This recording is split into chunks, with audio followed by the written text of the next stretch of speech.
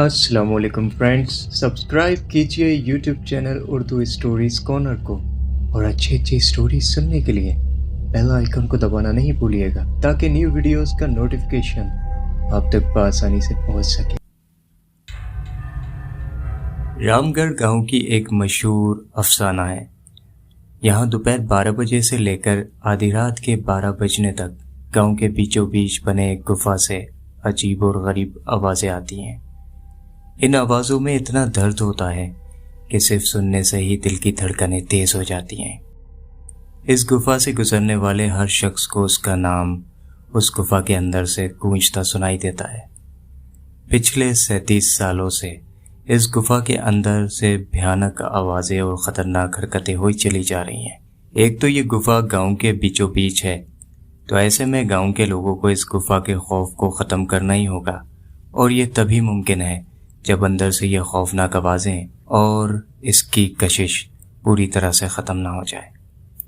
साल 2013 की बात है जब दो पैरानॉर्मल इन्वेस्टिगेटर्स राजू और अनमोल इस गुफा का रहस्य जानने के लिए उनको इस गांव में बुलवाया गया।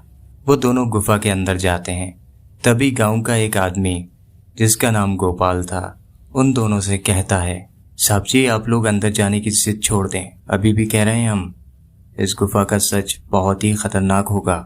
अरे गोपाल जी, हमारी तो ये ड्यूटी है, हमारा डिपार्टमेंट हमें जो टास्क देता है उसे तो पूरा ही करना होगा ना। ये कहते हुए वो दोनों उस गुफा की ओर चल पड़े तो पैरानॉर्मल इन्वेस्टिगेटर उस भूतिया गुफा के अंदर पहुंच जाते हैं। राजू और अनमोल के अंदर दाखिल होते ही उस गुफा में उनके नाम के साथ साथ गुस्सैली आवाज़ गूंजने लगती है। चले जाओ यहाँ से, नहीं तो मरोगे दोनों। तुम लोग इस दर्द की दुनिया से बाहर निकल जाओ, नहीं तो दोनों की मौत आज रात 12 बजे तक तय है। यार ये गुफा कितनी अजीब है। आज तक ऐसा कोई केस हैंडल नहीं किया हमने जहाँ बेजुबान गुफा धमकी देती हो। भूतिया जगह हमेशा ऐसी अजीब और गरीब होती हैं। अनमोल बस सोचना कम कर और टॉर्च की मदद से पिक्चर कलेक्ट कर।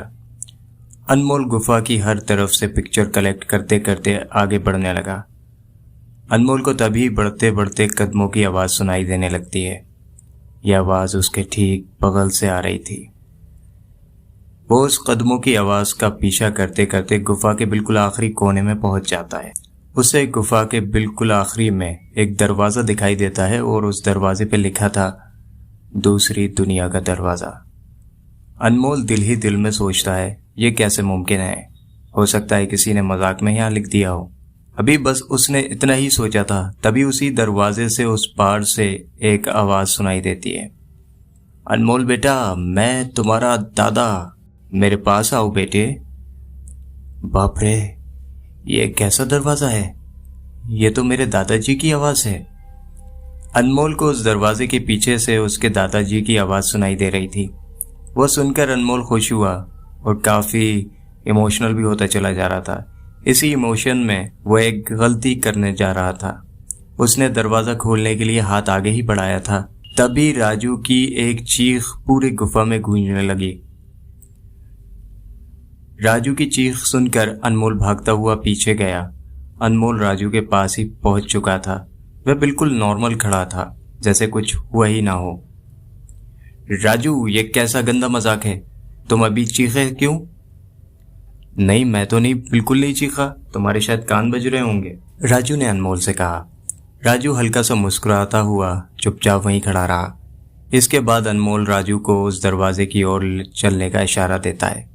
दोनों उस गुफा के आखिरी कोने में पहुंच जाते हैं और उसी दरवाजे की ओर पहुंचते हैं जहां से दूसरी दुनिया का रास्ता शुरू होता था। राजू, ये देखो, मैंने अभी कुछ ही देर पहले अपने दादाजी की आवाज़ इसी दरवाजे के पीछे से सुनी है।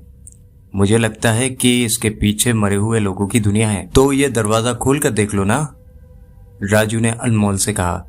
सही कहा, मैं दरवाज़ा खोलता हूँ।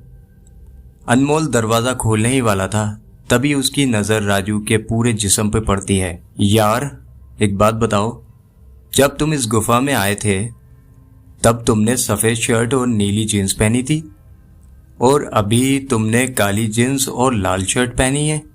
भाई, आखिर तुमने कपड़े कब बदले? अनमोल ने हैरानी से राजू से पूछा। तभी एकदम राजू के दांत बाहर आने लगते हैं। उसका कद बड़ा होने लगता है, उसके हाथ के नाखून बड़े होने लगते हैं और अब वो पूरी तरह एक राक्षस में तब्दील हो चुका था। वो डरावनी हंसी के साथ साथ एक भारी आवाज में कहता है, तेरे राजू को तो मैंने 10 मिनट पहले ही इस दरवाजे के पीछे भेज दिया है, जब तुमने उसकी चीख सुनी थी। मतलब तुमने राजू को मार डाला? अनमोल ने हैरानी से पूछा। तुझे कोई शक है क्या? जा इस दरवाजे के पीछे, तुझे तेरा दोस्त वहीं खड़ा मिल जाएगा। जिस दुनिया से तू आया है वहां मरने से पहले लोग रहते हैं, और अब तू जिस दुनिया में जाएगा वहां मरने के बाद लोग रहते हैं। मौत की दुनिया में तेरा इस्तकबाल है। इसके बाद अनमोल भागने की कोशिश करता है, लेकिन सामने वो राक्षस खड़ा था। अब उसके पास सिर्फ और सिर्फ एक ही रास्ता था, और वो था दरवाजा। उसने सोचा यह दरवाजा इस गुफा के बाहर जाने का रास्ता होगा। अनमोल ने खुद की जान बचाने के लिए दरवाजा खोल देता है। जैसे ही वो दरवाजा खोलता है, उसको दरवाजे के अंदर पूरा अंधेरा दिखाई देता है। उस दरवाजे के अंदर से रोने और चिल्लाने की आवाजें आने लगती हैं। अनमोल इससे पहले कि वो दरवाजा बंद करता, एक लंबा सा हाथ उस दरवाजे के अंदर से आया और अनमोल को उस दूसरी दुनिया की तरफ खींच लिया। अनमोल की एक तेज चीख निकल गई और वो राक्षस भी जोरों से हंसने लगा। आज तक कई लोगों ने इस गुफा के अंदर जाकर इसका रहस्य की जानने की कोशिश की है, लेकिन कोई भी इस गुफा के रहस्य को जान नहीं सका।